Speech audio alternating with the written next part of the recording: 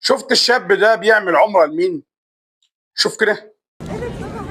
دلوقتي انا رايح اعمل عمرة ان شاء الله لجدي اللي هو اتوفي قبل انا ما اتولد باكتر من 20 سنة تقريبا. هو متوفى يعني النهاردة، فات على وفاته اكتر من 50 سنة.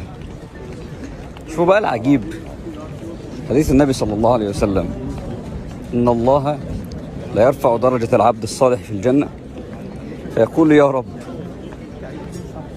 أن هذا، منين رفعت الدرجات دي؟ فيقال: باستغفار ولدك لك. عجيبة رحمة ربنا سبحانه وتعالى. توفي وبعد 50 سنة إن شاء الله الليلة دي يلاقي رفعة كده في الدرجات، فيتقال له: حفيدك عمل لك عمرة. الله.